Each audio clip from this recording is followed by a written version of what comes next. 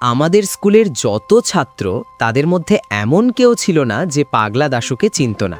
যেই লোক আর কাউকে চেনে না সেও সবার আগে পাগলা দাশুকে চিনে নেয়।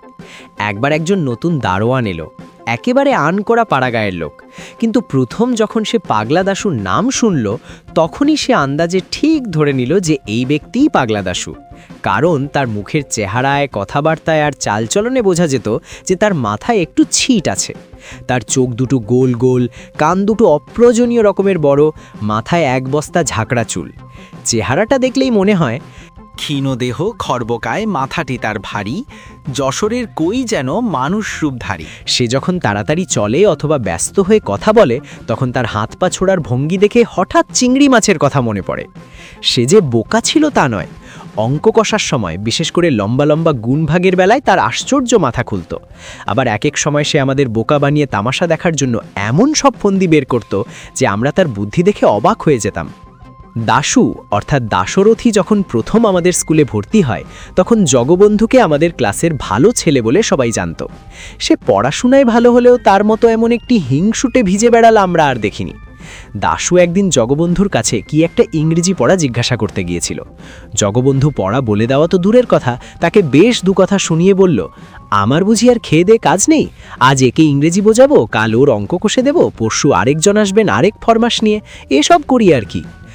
দাশু মারাত্মক চটে গিয়ে বলল, তুমি তো ভারী ছ্যাঁচড়া ছোট লোক। হে, জগবন্ধু পণ্ডিত মশাইয়ের কাছে নালিশ করল, এই নতুন ছেলেটা আমাকে গালাগালি দিচ্ছে। পণ্ডিত মশাই দাশুকে এমন দু চার ধমক দিলেন যে বেচারা একেবারে দমে গেল। আমাদের ইংরেজি পড়াতেন বিদ্যুৎবাবু। জগবন্ধু তার প্রিয় ছাত্র। পড়াতে পড়াতে যখনই তার বই দরকার হয় তিনি জগবন্ধুর কাছ থেকেই বই চেয়ে নেন। একদিন তিনি পড়ানোর সময় গ্রামার চাইলেন। জগবন্ধু তাড়াতাড়ি তার সবুজ কাপড়ের মলাট দেওয়া গ্রামার বইখানা বের করে দিল। মাস্টারমশাই বইটা খুলেই হঠাৎ গম্ভীর হয়ে জিজ্ঞাসা করলেন, বইটা কার? জগবন্ধু বুক ফুলিয়ে বলল, আমার। পণ্ডিত মশাই বললেন, নতুন সংস্করণ বুঝি, বইয়ে বইয়ে একেবারে বদলে গেছে। এই বলে তিনি পড়তে লাগলেন যশবন্ত দারোগা, লোমহর্ষক ডিটেকটিভ নাটক। জগবন্ধু ব্যাপারটা বুঝতে না পেরে বোকার মতো তাকিয়ে রইল। মাস্টারমশাই বিকটভাবে চোখ পাকিয়ে বললেন, এই সব জ্যাঠামি শিখছ বুঝি? জগবন্ধু আমতা আমতা করে কি যেন বলতে যাচ্ছিল, কিন্তু মাস্টারমশাই এক ধমক দিয়ে বললেন, থাক থাক, আর ভালো মানুষই দেখিয়ে কাজ নেই, ঢের হয়েছে। লজ্জায় অপমানে জগবন্ধুর দুই কান লাল হয়ে উঠল। আমরা সবাই তাতে বেশ খুশি হলাম। পরে জানা গেল যে এটি দাশু ভাইয়ের কীর্তি। সে মজা দেখার জন্য গ্রামারের জায়গায় ঠিক ওই রকম মলাট দেওয়া একখানা বই রেখে দিয়েছিল। দাশুকে নিয়ে আমরা সব সময় ঠাট্টা তামাশা করতাম এবং তার সামনেই তার বুদ্ধি ও চেহারা নিয়ে অনেক অপ্রীতিকর সমালোচনা করতাম। তাতে একদিনও তাকে বিরক্ত হতে দেখিনি। এক এক সময় সে নিজেই আমাদের মন্তব্যের ওপর রং চড়িয়ে নিজের সম্বন্ধে নানা রকম অদ্ভুত গল্প বলতো। একদিন সে বলল, ভাই, আমাদের পাড়ায় যখনই কেউ আমসত্ত্ব বানায় তখনই আমার ডাক পড়ে, কেন জানিস? আমরা বললাম, খুব আমসত্ত্ব খাস বুঝি? সে বলল, তা নয়, যখন আমসত্ত্ব শুকাতে দেয় আমি সেখানে ছাদের ওপর বার দুয়েক এই চেহারাখানা দেখিয়ে আসি, তাতেই পাড়ার ত্রিসীমানার মধ্যে যত কাক আছে সব ত্রাহি ত্রাহি করে ছুটে পালায়, কাজেই আর আমসত্ত্ব পাহারা দিতে হয় না। একবার সে হঠাৎ প্যান্ট পরে স্কুলে হাজির হলো। ঢলঢলে পায়জামার মতো প্যান্ট আর তাকিয়ার খোলের মতো কোট পরে তাকে যে কী রকম অদ্ভুত দেখাচ্ছিল তা সে নিজেই বুঝছিল, এবং সেটা তার কাছে ভারী একটা মজার ব্যাপার বলে মনে হচ্ছিল। আমরা জিজ্ঞাসা করলাম, প্যান্ট পরেছিস কেন?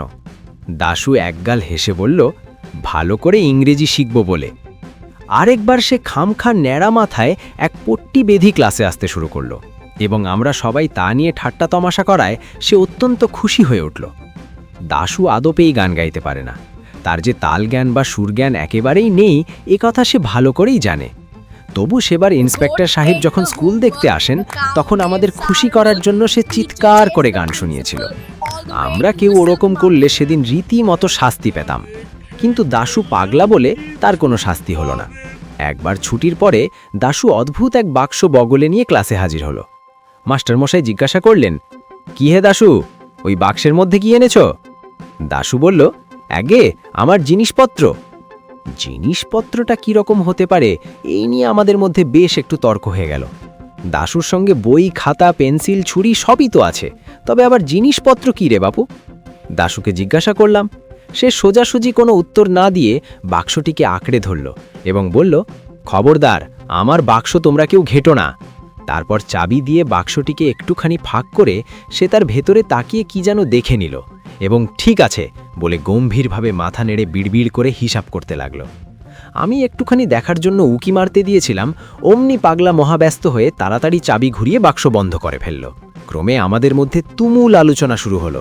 কেউ বলল ওটা ওর টিফিনের বাক্স, ওর মধ্যে খাবার আছে, কিন্তু একদিনও টিফিনের সময় তাকে বাক্স খুলে কিছু খেতে দেখলাম না। কেউ বলল ওটা বোধহয় ওর মানি ব্যাগ, ওর মধ্যে টাকা পয়সা আছে, তাই ও সবসময় কাছে কাছে রাখতে চায়। আরেকজন বলল টাকা পয়সার জন্য অত বড় বাক্স কেন, ও কি স্কুলে মহাজনী কারবার খুলবে নাকি?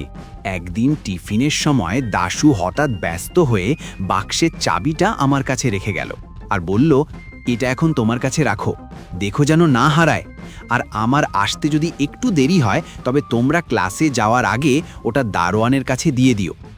এই কথা বলে সে বাক্সটা দারোয়ানের জিম্মায় রেখে বাইরে চলে গেল। তখন আমাদের উৎসাহ দেখে কে এতদিনের সুযোগ পাওয়া গেছে, এখন হতভাগা দারোয়ানটা একটু তফাতে গেলেই হয়। খানিক পরে দারোয়ান তার রুটি শাকার লোহার উনুন ধরিয়ে কতগুলো বাসনপত্র নিয়ে কলতলার দিকে গেল। আমরা এই সুযোগেরই অপেক্ষায় ছিলাম। দারোয়ান আড়াল হওয়া মাত্রই আমরা ৫-৭ জন তার ঘরের কাছে সেই বাক্সের ওপর ঝুঁকে পড়লাম। তারপর আমি চাবি দিয়ে বাক্স খুলে দেখি বাক্সের মধ্যে বেশ ভারী একটা কাগজের পোটলা ন্যাকড়ার ফালি দিয়ে খুব কষে জড়ানো। তারপর তাড়াতাড়ি পোটলার ভাঁজ খুলে দেখা গেল তার মধ্যে একখানা কাগজের বাক্স, তার ভেতরে আরেকটি ছোট পোটলা। সেটি খুলে একখানা কার্ড বের হলো, তার এক পিঠে লেখা কাঁচকলা খাও আর অন্য পিঠে লেখা অতিরিক্ত কৌতূহল ভালো নয়। দেখে আমরা একে অপরের মুখ চামাচামি করতে লাগলাম। সবার শেষে একজন বলে উঠল, ছোকরা যা হোক আমাদের বেজায় ঠকিয়েছে। আরেকজন বলল, যেমনভাবে বাঁধা ছিল তেমনি করে রেখে দাও, সে যেন টেরই না পায় যে আমরা খুলেছিলাম, তাহলে সে নিজেই জব্দ হবে। আমি বললাম, বেশ কথা, ও ছোকরা আসলে পরে তোমরা খুব ভালো মানুষের মতো বাক্সটা দেখাতে বলো আর ওর মধ্যে কি আছে সেটা বের করে জানতে চেও। তখন আমরা তাড়াতাড়ি কাগজপত্রগুলো বেঁধে আগের মতো পোটলা পাকিয়ে বাক্স ভরে ফেললাম। বাক্সে চাবি দিতে যাচ্ছি, এমন সময় হো হো করে একটা হাসির শব্দ শোনা গেল। তাকিয়ে দেখি পাঁচিলের ওপর বসে পাগলা দাশু হেসে কুটি কুটি। হতভাগা এতক্ষণ চুপি চুপি তামাশা দেখছিল আর আমাদের সব কথাবার্তা শুনছিল। তখন বুঝলাম আমার কাছে চাবি দেওয়া, দারোয়ানের কাছে বাক্স রাখা, টিফিনের সময় বাইরে যাওয়ার ভান করা, এসবই তার শয়তানি। খামখা আমাদের আহাম্মক বানানোর জন্যই সে মিছিমিছি এই কদিন ধরে ক্রমাগত একটা বাক্স বয়ে বেরিয়েছে। সাধে কি বলি পাগলা Dashu? The goat ate the homework, the cow gave sour milk, the teacher chased the principal all the way to the silk market.